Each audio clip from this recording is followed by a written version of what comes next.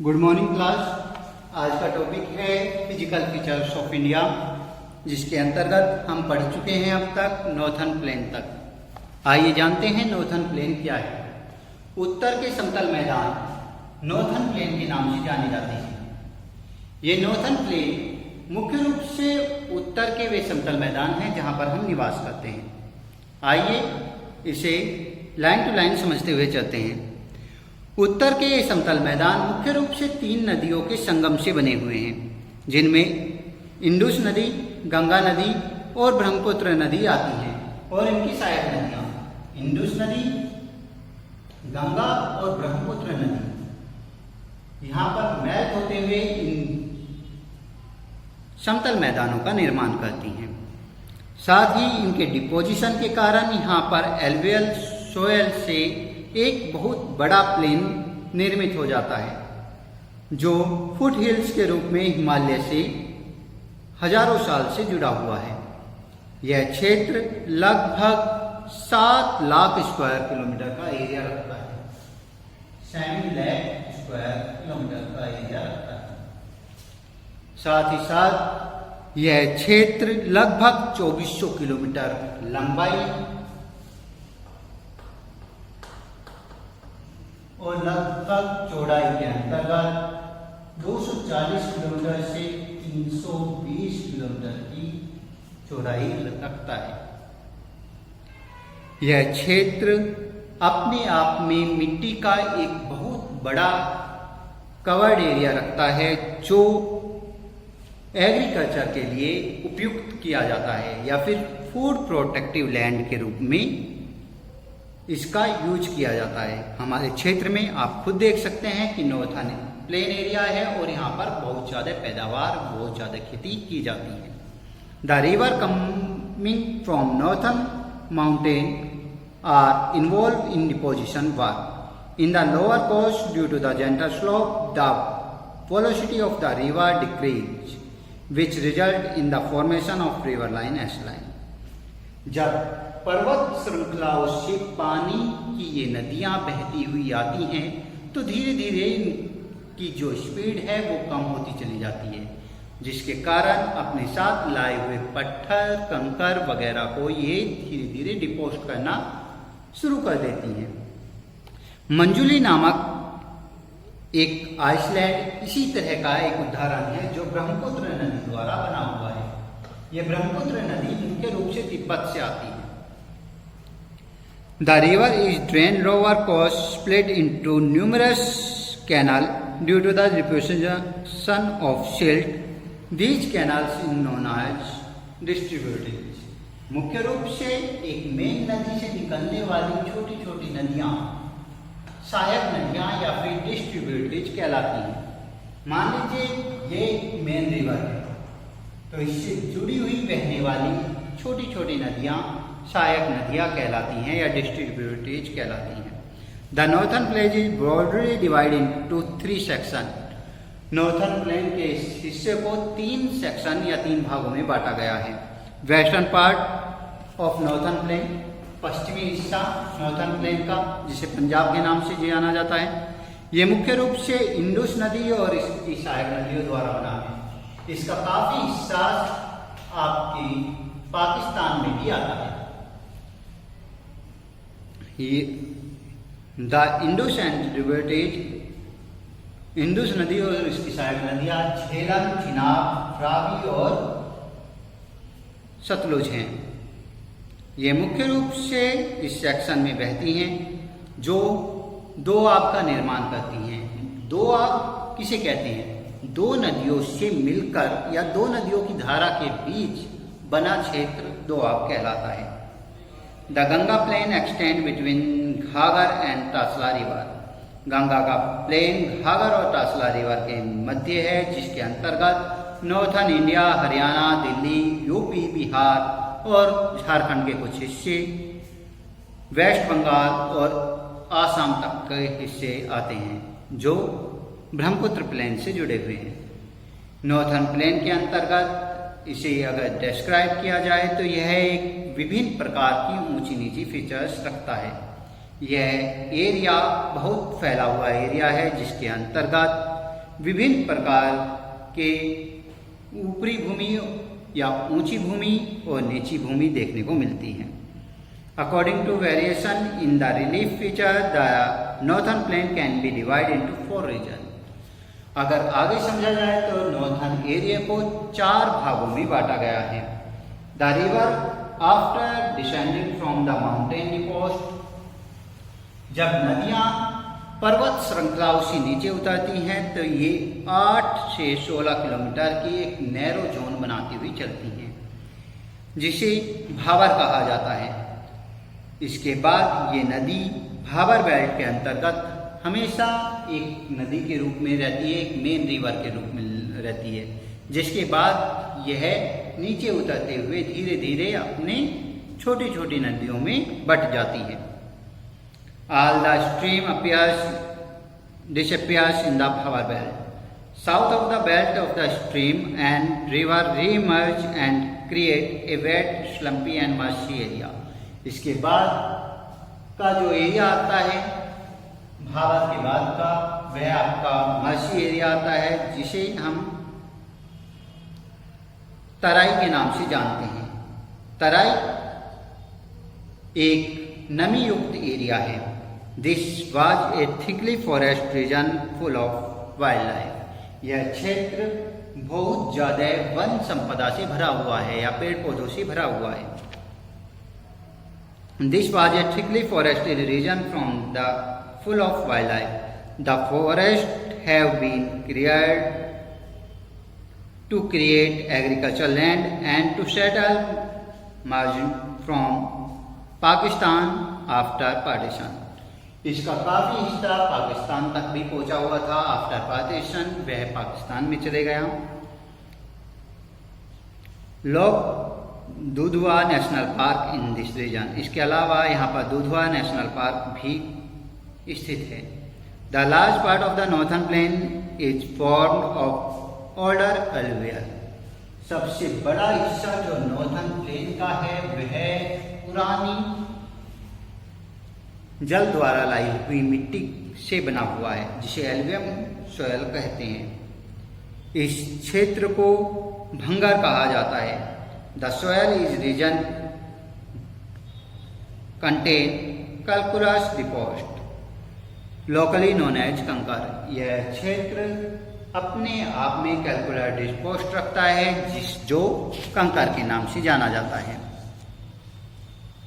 इस तरीके से हमारा northern plain younger deposit of the food plain are called khadar. इसके अलावा जो नया बना हुआ हिस्सा है उसे यंगर डिपोस्ट कहा जाता है और यह फूड प्लेन के नाम से जाना जाता है, क्योंकि यहाँ पर सबसे अच्छी पैदावार होती है, यहाँ पर सबसे महीन और उपजाऊ मिट्टी देखने को मिलती है।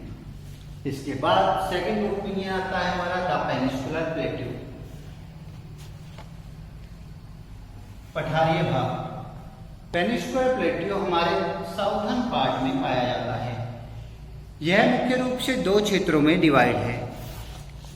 इसे टेबल लैंड के नाम से जाना जाता है। ये गोंडवाना लैंड का एक हिस्सा है जो काफी समय पहले भारत में आकर मिल गया था।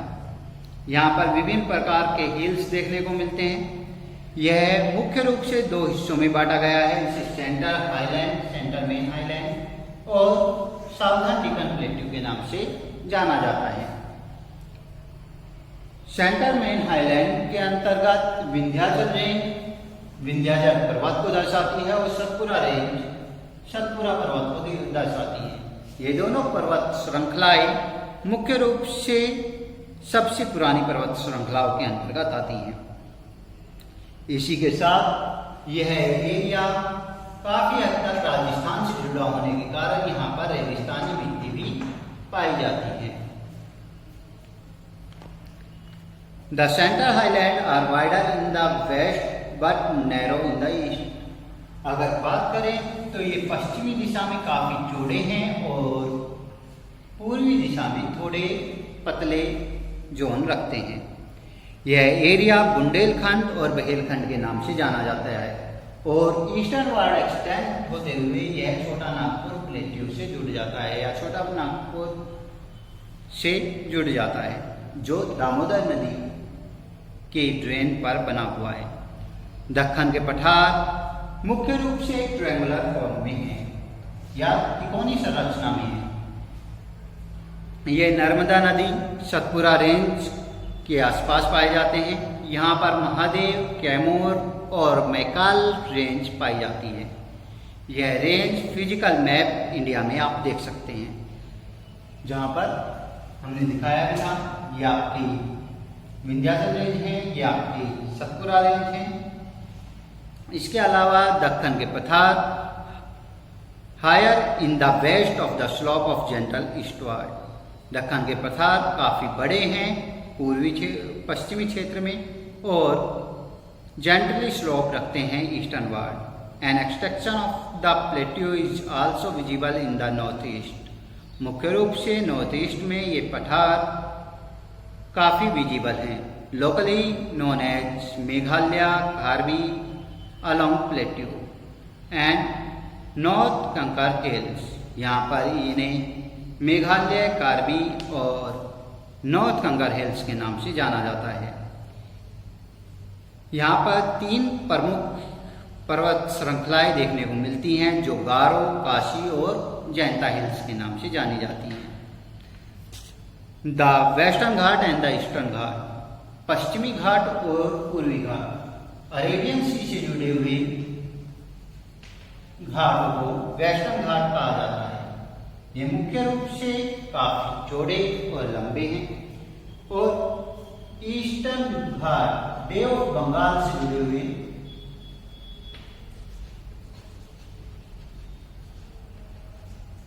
हुए घाटों को ईस्टर्न घाट कहा जाता है। ये इरेगुलर फॉर्म में है। आइए जानते हैं। वेस्टर्न घाट 900 से 1600 मीटर ऊंचे और 600 मीटर चौड़े हैं। ये ईस्टर्न घाट से काफ़ी बड़े हैं। ईस्टर्न घाट महानदी वैली के अंतर्गत नरगिस के पास पाए जाते हैं। ईस्टर्न घाट के अंतर्गत ये ईस्टर्न घाट मुख्य रूप से छोटे छोटे घाटों के रूप में पाए जाते हैं, जो इरेगुलर फॉर्म में हैं। वेस्टर्न घाट पूर्ण रूप से बड़े घाट हैं, जो यहाँ पर अलग अलग लोकल नामों से जाने जाते हैं। यहाँ पर बड़ी पर्वत श्रृंखलाओं के रूप में अलाई मुंडी 2695 मीटर ऊंची, दोधा बेटा 2637 मीटर ऊंची और मेहांद्रगिरी पर्वत 1501 मीटर ऊंचा है। Sarve hills and Javadi hills are located in the south east. इसके अलावा साउथ ईस्टर्न पार्ट में ईस्टर्न घाट के सर्वे हिल्स और जवादी हिल्स पाई जाती हैं। Locate the famous hill station of Udhagamandalam, popularly known as Ooty and Kodaikanal. यहाँ पर एक प्रमुख हिल स्टेशन भी है, जिसे ऊटी के नाम से जाना जाता है। One distinct feature of the peninsular plateau is the black soil area. सबसे खास फीचर्स के रूप में यह एरिया ब्लैक सॉयल के कारण जाना जाता है, क्योंकि यहाँ पर वोल्केनो ओरिजिन रहा है या फिर ज्वालामुखी पाए जाते हैं। तो यह एरिया अग्नेय चट्टानों को निर्मित करता है। अग्नेय चट्टानों के कारण यहाँ पर की मिट्टी ब्लैक सॉयल होती है, जो मुख्य रूप से कॉटन की पैदावार के लिए बहुत उपयोगी है। इंडियन डेजर्ट, भारतीय रेगिस्तान। आइए जानते हैं नेक्स्ट टॉपिक इंडियन डेजर्ट के बारे में। The Indian desert.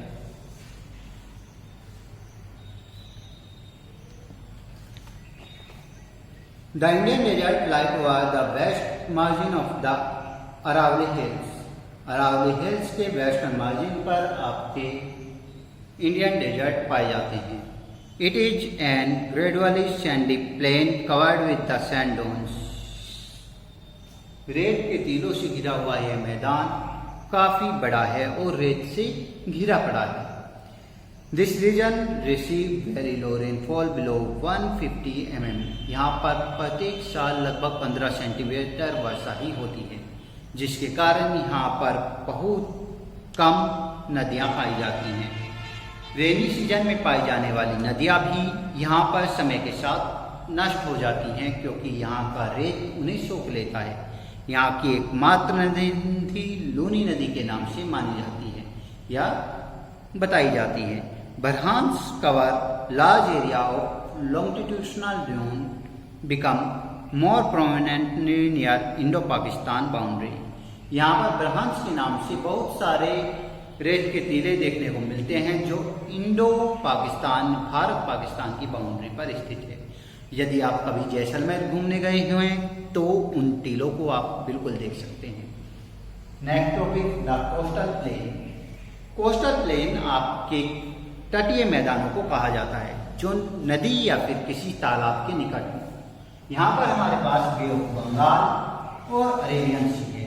अरेबियन सी से जुड़ा हुआ ये एरिया वेस्टर्न प्लेन के नाम से जाना जाता है और साथ ही साथ बे ऑफ बंगाल से जुड़ा हुआ ये एरिया आपका ईस्टर्न प्लेन के नाम से जाना जाता है।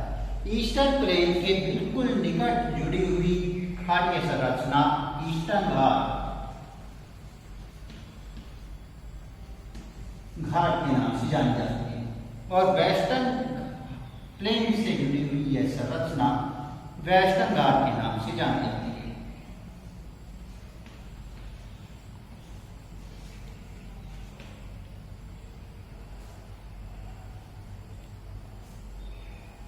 Western plain and eastern plane.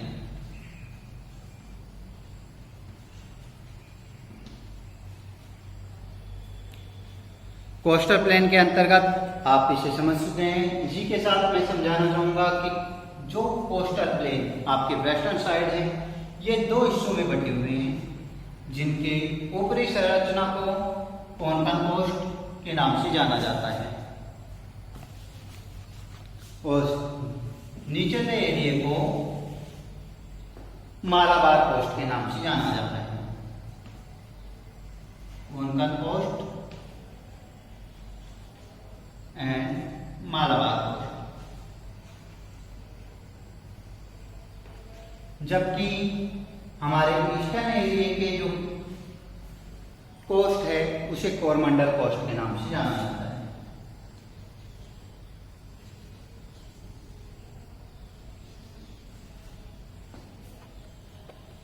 यहीं पर हमारी प्रसिद्ध लेक चिलिका लेक है जो यहाँ पर काफी प्रसिद्ध है।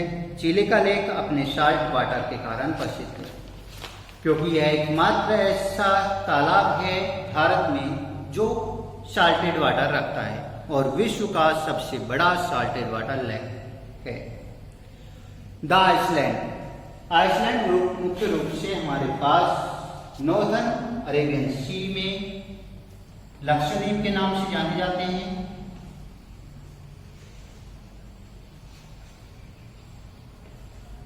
और बे ऑफ बंगाल में अंडमान एंड निकोबार आइसलैंड के नाम से जाने जाते हैं। आइए जानते हैं इनके बारे में। Located the Lakshadweep group of laying close the Malabar coast of Kerala. ये मालाबार कोस्ट के बिल्कुल निकट पाए जाते हैं। मुख्य रूप से 1973 ईस्वी में इनका नाम लक्षद्वीप के नाम से रखा गया और इस पूरे एरिया की लंबाई चौड़ाई 32 स्क्वायर किलोमीटर है। मतलब कि यह पूरा एरिया 32 स्क्वायर किलोमीटर का कहलाता है। कावारत्ती आइसलैंड इस क्षेत्र का एडमिनिस्ट्रेटिव आइसलैंड है, जो यहाँ पर इस क्षेत्र को एडमिनिस्ट्रेटिव शासन प्रदान करता है। इस क्षेत्र में मुख्य रूप से 95 आइसलैंड ग्रुप का एक पूरा आइसलैंड ग्रुप है, जिनमें से सिर्फ 3 आइसलैंड पर ही जीवन उपलब्ध है। यहाँ पर लोग आते जाते हैं। Now you see the long chain of Iceland located in Bay of Bengal। इसके अलावा आपने बे ऑफ बंगाल के अंतर्गत एक लंबी चेन देखी होगी आइसलैंड ग्रुप की। ये 273 आइसलैंड ग्रुप्स की एक चेन है जिसे अंडमान और निकोबार आइसलैंड कहते हैं। अंडमान ग्रुप मुख्य रूप से ऊपरी साइड में और निकोबार ग्रुप निचले साइड पाया जाता है। इसका सबसे southern word extension Indira point के नाम से भी जाना जाता है। अंडमान और निकोबार आइसलैंड के साथ साथ लक्षद्वीप फ्लोरा और फ्यूना के लिए प्रसिद्ध है। फ्लोरा मुख्य रूप से प्लांट स्पीशीज को कहा जाता है जो विभिन्न प्रकार की प्लांट स्पीशीज को रखता है, और फ्यूना मुख्य रूप से विभिन्न प्रकार की एनिमल स्पीशीज को कहा जाता है जो अलग अलग तरह की एनिमल स्पीशीज को रखता है। तो इस तरीके से हम कह सकते हैं कि यह क्षेत्र विभिन्न प्रकार के रिसोर्सेज से भरा हुआ है। यहाँ पर विभिन्न प्रकार की पर्वत श्रृंखलाएं और वोल्केनो देखने को मिलते हैं। India only active volcano in the found in Barren Island. Barren नामक आइसलैंड पर एकमात्र भारत का जागृत ज्वालामुखी है जो अंडमान निकोबार आइसलैंड ग्रुप पर पाया जाता है। इस तरीके से हम देखते हैं कि हमारा भारत एक महान फीचर्स रखता है जिसके कारण यहाँ पर विभिन्न प्रकार की उपलब्धता है। यहाँ पर नॉर्थर्न प्लेन भी है, प्लेट्यूज भी है, डेजर्ट भी है, कोस्टल प्लेन भी है और आइसलैंड ग्रुप्स भी है जो यहाँ पर विभिन्न प्रकार की उपयोगिता की चीजों को उपलब्ध कराता है, जिसके कारण आज तक की सबसे पहली सभ्यता यहाँ पर ही जन्मी है। और इसी तरीके से the plateau is the source house of minerals. यहाँ पर हम देख सकते हैं कि नॉर्दर्न प्लेन एक तरीके से एक सोर्स हाउस है हमारे ग्रीन रीच का, हमारे फूड प्लेन्स का। प्लेट्यूज एरिया अपने आप में विभिन्न प्रकार के मिनरल्स का एक स्टोरेज हाउस है। कोस्टल प्लेन और इंडियन डेजर्ट अपने आप में एक विशिष्ट एरिया है जो विभिन्न प्रकार के रिलीफ फीचर्स को रखता है। इसके अलावा आइसलैंड ग्रुप्स अपने आप में विभिन्न प्रकार के पेड़ पौधों और वन्य संपदा के या वाइल्ड लाइफ के रिसोर्सों को रखता है जो हमारे भारत को मिलकर एक इकोनॉमिक एबिलिटी प्रदान करते हैं, जो इकोनॉमिकल रूप से हमारे भारत को काफ़ी हद तक बढ़ावा प्रदान करते हैं और एक सम्मिलित विकसित राष्ट्र बनाने की कोशिश करते हैं। Good afternoon.